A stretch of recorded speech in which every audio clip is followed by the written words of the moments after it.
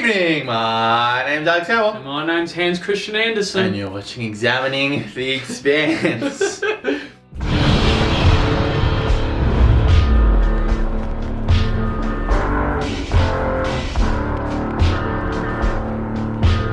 So, Hans, did you see The Expanse Season 5 trailer? I just saw it just then. And what did you think? No, it was okay. It showed pretty colourful images of The Expanse Season 5 cut up into a 3-minute trailer with music. By some third-party company not involved with the production at all. Yeah, no, that looks good. It's gonna be good. Huh? Yeah, well, based on... It's not gonna be good, right? They're gonna release it and it's gonna be like season 8 of Game of Thrones. They just fucking, the directors are done. Yeah. They don't care. All of a sudden the writers just on a coin flip were like, fuck this. Couldn't care. Yeah. They're off to do greater and better things. Yeah, Disney offered them a Star Wars trilogy, so they're like, nah, let's just finish this up as quickly as we can. We're gonna do 4 episodes. Yeah, no, it's to wrap up the whole protocol of the story. It's gonna be fucking good. It's gonna be really good. I'm looking forward to things like escalating significantly. Yeah, well, Jasper said that they have not shown the sandworm in the trailer, meaning that they haven't given away the main plot. They've just like been like, Well, we still got the main sort of mystery in the background. Right? Like that's the driving. That's going to be the driving undercurrent of the entire thing, right? Yeah, we got the unraveling of the proto-molecule origins and the gate builders. Yeah. And then this, you got old Marco coming in and uniting the belt and taking on Earth and Mars. What happened to what's his face? The guy that was from Chernobyl, the old. Oh, Anderson Dawes. Yeah. I don't know, like he's still a political force within the show. He's just not doing it. He walked out of the bloody behemoth one day and then just never came back. He stole the last survivor off, like a scientist off of one of them. That's right, yeah. He stole him and he fucked off. They still mention his name every now and then. I don't know whether he's going to do something later on and they're going to bring him back. Well, so he's still got the scientist, right? Yeah. So presumably he's doing something out in the background. Yeah, right? I would think that he will come back into it and play a part later on. Maybe not. Maybe. We will see. Yeah. We will see. So yes, Season 4 of The Expanse. Do you feel like you putting cigarette butts into Baby Yoda's head is symbolic of your disdain for the Mandalorian? Yeah. It's my fucking spite. My spite for the Star Wars series now. I mean... Just manifests. Once bitten, twice shy, right? Although now it's fucking 4 times bitten. Putting cigarettes out on the internet's beloved love child. In his brain. Yeah, in his brain. I watched the other night Red Letter Media's review for The Force Awakens, The Last Jedi, and then Rise of Skywalker. I haven't watched them since they come out, so like it's been like fucking 4 years since The Force Awakens, and yeah, it was so great. So many laugh out loud moments, and just it's amazing, like their fucking enthusiasm just vomiting. Like the first one, they're actually it's interesting. Yeah. I remember this is a beginning. Like this could go somewhere. I remember saying to you when we first saw it, I was a bit, it's a bit sterile and it's a bit blah blah blah, but there was fucking cool moments. It was cool to see Star Wars. They set up characters. It was the beginning. It's like the opening act. And then the second one they're like, I don't really know what it was. And the third one they're like, I just stopped watching. Yeah. I saw what the reaction. I was just like, okay, I wasn't really invested, but I could have been invested. I was on the fence, and it's just like, no, I don't need the new Star Wars. I don't need fucking Bounty Hunter. I don't need any of that crap. I got fucking sci-fi series coming out of my fucking ears. Raised by Wolves, which is fucking amazing. If you haven't watched Raised by Wolves, watch Raised by Wolves. Yeah, right, like it's gonna be fun. The Expanse, Raised by Wolves. We've got all these other series coming. We got The Boys, which is kind of half and half. And the Foundation series is coming out on Apple TV, which has the Anderson Dawes actor guy, Richard Harris. Richard Harris? Or is that his dad? I don't know. Yeah. Yeah, so like I don't need it. Yeah. I don't care. I couldn't give 2 craps, right? Like they're gonna do all this stuff. I don't fucking care. I don't need you anymore. I don't need you anymore. I've got other things, Goodbye, Star Wars. Goodbye, childhood. I'll remember you fondly. I just don't care anymore. That's fair enough. I don't want any more violence. Just the truth and a peaceful resolution.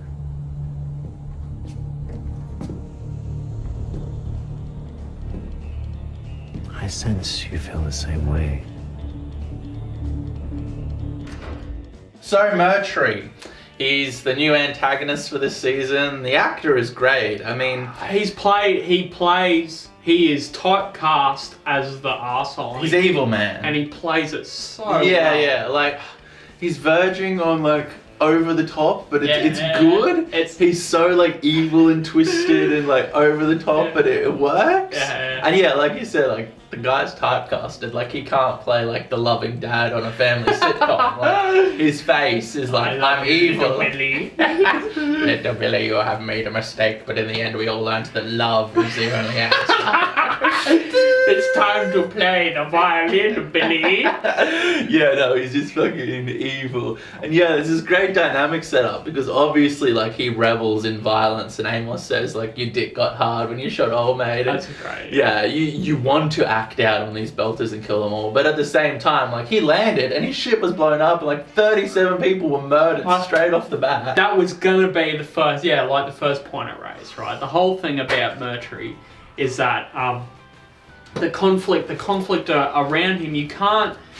So, you know, he's set up, and him and the corporation that he's working for, they're all set up as, like, you know, oh, well, the evil corporate interests to come in here to try and fuck us and trying to do this and trying to do. Okay, I get that. That's fine. Yeah. Right, that's the whole conflict. You know, we've got the new frontier of all these planets, and nobody's allowed to go, and if you do go, then they're going to send dogs after you. So money is involved. Right, all that stuff, I get that, right? Yeah. But yeah, like, they come, and then they haven't done anything, and they land, and they get fucking vaporized, right? Like, that whole scene where they're landing, and he's in the thing. He was there. Yeah, and he's having a conversation with the guy sitting next to him, and then later on you see that guy just impaled by a big beam. Like, that's his initial, like, fucking moment into this world. That's his first impressions of this Belter community is that they fucking eviscerated him and people he probably knew, and I don't know if he has emotion. People that he cared about, right? Yeah. And okay,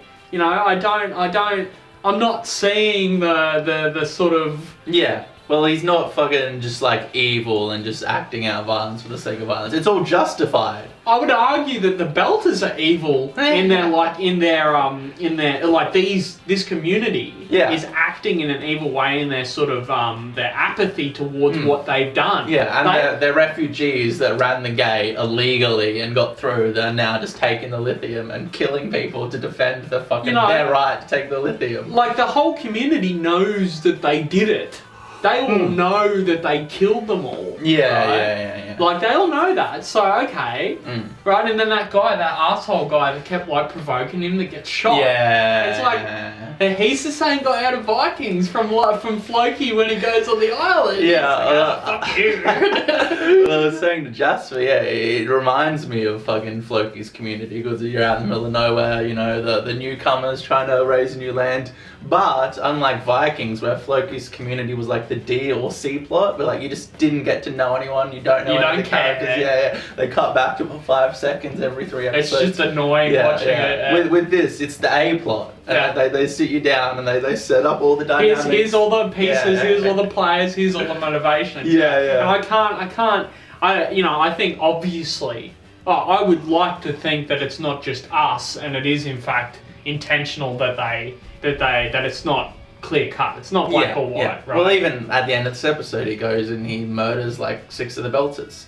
But he bugged their fucking He was listening to them plotting to kill him. And they're like, we're going to strike back at RCA and kill more of them. So he's like, okay. What are you going to do? Yeah. Are you going to arrest them and handcuff them and there's no jail? Yeah. What, send them up in a shower? No, we got to fucking kill them. They're going to kill us. Yeah. So it's just a great fucking dynamic laid out once again. It's almost a shame that he ends up becoming like a violent Yeah, well, asshole. it becomes more and more twisted. They're setting up this fucking confrontation between him and Amos, which is fucking great, the tension. Yeah. And that little interaction between them in this episode is great. He's like, one day we're gonna be bloody, and Amos is like, how about right now? Yeah, well, I'm free right now. Yeah, and he's like, oh shit. Nah, we're cool, man, we're cool. Someday I think you and I are going to end up bloody. How about now?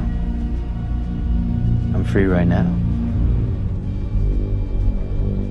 Yeah, so I'm not, and it is excellent. It is excellent having that sort of conflict. Like, I can't sympathise with the Belters in this episode. Yeah. I'm not getting it. Yeah. Well, they do also like set up the stakes and shit. They've all come from Ganymede and just been through shit. That's right, yeah. And they made their way to the belt. yeah. And in the book, do you remember Katoa, that kid that turned blue? In the book, the main family, he was the son of that family. Yeah. So there's all this emotional baggage with the main guy. Like, they've just been through fucking shit. And they're finally like, we have a place, we have a home, we have lithium. And then Earth's like, nah. Yeah, that's funny, eh? It's funny. What's her name? The main Prime Minister of Earth or whatever? Avasarala. Yeah, Avasarala. It's so funny.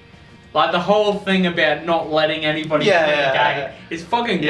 Yeah, she's like, well, don't worry about colonization. It's going to be decades before that happens. Just stop. No. Don't go in there. No refugees. Don't let anybody Don't ruin anything. Don't fucking explore this new world. It's like imagine being like a miniature fleet of ships full of refugees that are turned away from every port. And it's like, well, why can't we just go? Just let us go. Yeah. We just want to go. That's fine. There's a great scene in the previous episode to this too, where you just see like bodies just floating into the gate because one of the fucking ships has been like void and just opened up into space. Yeah, they're just waiting there, and the UN's like, nah. It's just funny. It's funny, right? It's like there's all this. It's funny. Fucking Belter refugee. Yeah, fuck them. They're not allowed to go any. They're not allowed to. We're not going to help them in any way, but they're not allowed to leave either. Yeah. New Terra. That's what our citizens call it, in case you forgot. Does its name change what's happening there? Of course not, because we don't know what's happening there. None of us do. Which is my goddamn point. Colonizations of the ring systems is inevitable. And whatever is out there, we'll deal with it because that is the history of our species. Right up to the moment that our species ceases to exist. Yeah, the pace of this season in comparison to season 3 is much more slower too. It just like takes its time and sets up all these great moments, and it has time to like breathe and move. There was a lot of like establishing shots of the landscape in the previous episode as well. It's like setting up this world, and it feels like a lot more cinematic and slower. It also helps that every time we cut back to the new planet, they change the aspect ratio of it, which is they put the bars on it or whatever. It's really and it's on location, so all of a sudden you're going from like all of these ship sets to like, oh, there's a location. Holy shit! It's a really interesting contrast as they switch between the sort of the continuing politics and stuff of in the gate, and then on the planet. Yeah. What are your thoughts on like the Avasarala political re-election campaign? Are you just glazing over as that's rolling? Or? No. It's interesting. Well, it's interesting her perspective, and that rolls back into what we were talking about before, right? It's interesting her perspective. She believes that like it's going to be super dangerous, and that essentially, the decisions that get made now may or may not lead to the extinction of the human race. And I don't blame her for thinking that. The shit they've seen through that ring is pretty fucking horrific. Right, like they were that close. Originally. She got the full layout, of what was happening. Yeah, then you add on like Eros on top of that, and the contamination, and all these fucking like they've averted total disaster a few times, and so I get that. Yeah, so she's just like, wait, stop. I'm trying to like get Earth and Mars diplomacy working. When you talk about the context of like the economic situation of Earth, right? Like people, they're fucking, a Mao is it Mao? No, Gao. Gao. She's totally correct. Yeah. It's like you might as well just take the fucking risk. Yeah, right? well, everyone's on universal basic income. Everybody's and no fucked. jobs. Yeah, their economy's rooted. Yeah. It's like this. If you did this, it's an opportunity. It would create jobs for literally every single person on the planet. Well, it's like the Western Front. Like, you know, you go there and there's opportunities, but there's also the Native American Indians. Like, there's danger. We could get destroyed, but also there's opportunity and lithium. But I mean, in saying that, the Native Indians weren't like an existential threat to humanity. Yeah, so it's interesting. I think that when you watch it, I think Avasarala comes out as being in the wrong. Yeah, well, that's the impression that I get. This season, she very much like learns that there are limits to holding onto control, and you need to let go, because by the end, like, she burns her husband and she fucking leaks all this information. She goes as far as she can to maintain the power, and then loses power anyway, and then is left with like all these burnt bridges. Yeah. So yeah, presumably season 5, she's gonna learn from that and then do something else. Yay! Go on an adventure. Be ejected out of an airlock or whatever. So it's she's in the wrong. You can't put a bottle on you can't put the lid back on the bottle, right? It's fucking, it's done. Yeah. You know, and you need to sort of the gate is open. The amount of energy she could have spent, you know, like making sure that the Expanse into the front, the new front, was like organized and controlled, rather than you know, like just stopping it entirely and saying no. You know, it can't just be James Holden like and 3 other people going and doing it. Like, that's not. Yeah, and everyone's waiting at the gate and people are starting to run the fucking barricade. But if you're gonna murder them, if you're at the point where you've got ships that you're blowing blowing away because they're trying to get through the gate. Yeah. It's over. Yeah. Right? That's wrong. That's the Inca. You are now in the wrong. You're murdering refugees that just want a place to live. So it's interesting. Seeing how, well, considering also as well that she was sort of she was the chaotic element in the government until she took power, right? Yeah, that's fair. She was very much, the one trying to flip up the status quo. Well, the guy before her was just a place, you know, he was just a political fucking puppet to be pawned by everybody, her and the other guy. Alex, link into the Ross's fire controls. We're gonna drop a torpedo on that thing, conventional warhead. What? I can. No, you can't do that. Watch us. Yeah, there's not many Holder moments in this episode, but I love the dynamic between him and LV. And LV's like this like calm, measured scientist who evaluates everything. Yeah, we can do this. Based on evidence. And he just talks to his fucking ghost. He's like, we're shooting a missile at it. And she's like, what? I said to you that moment was very iconic for the character of Holden, because he wouldn't have been. It's interesting how much he's grown as a character. Yeah, right? Like he's been through some shit at this point. Right, it's like he's totally different than what he was in the beginning of the show, right? Like totally fucking he never would have done something like that. Yeah, he was the rational, cool, took 10 seconds. And well, so he sort of twigged, okay, well, Miller is not what he thought it was or whatever, right? And so instead of being made that conscious decision, hey, well, I'm just going to take fucking control of the situation. I mean, and at this point in time, like, he's well versed in just him acting out what should be done. He's been given these visions. He's had the ego death. He is the ghost in his brain. He was on Eros. It's like, okay, I'm going to fucking take charge and fix it. But which is, you know, was the wrong thing to do, firing a missile at the fucking thing. I guess we don't really know that. I don't know. I mean, it might have fucked up the settlement, but at the same time, like, you need to talk to the RCA, you need to talk to the Belters, and they're all supposed to be there, like, figuring out how to interact with each other. But I mean, it's also a shit fight. Like, he comes down, the RCA's at the Belters are at the RCA. It's already too late for that. Is fucking just fucking shit up. So yeah, he's in the shit fight. I guess he should just be acting. He's just doing whatever, right? Yeah. It's just like, we're just gonna fucking do it. Fuck everybody. So it's interesting. Yeah. It's always going to be that. It's always going to... The main sort of theme of the show is always the factions can't cooperate. Nobody can cooperate. That's not happening. Well, it's human nature. racist and prejudice and all this stuff, and then we move out and we're still Nothing doing the same changes. thing. Yeah. It's not. It's still racism, but it's not fucking over what continent we're from. It's like what part of It's the all the fucking solar tribalism. system. Yeah. No matter what happens, we're always flawed humans living out our flawed human ideology. We can never learn. I mean, that is history. Maybe the gate, the gate bloody station or whatever should have eviscerated the solar system. Eh? Yeah. Save the rest of the fucking galaxy. Fucking around. Yeah.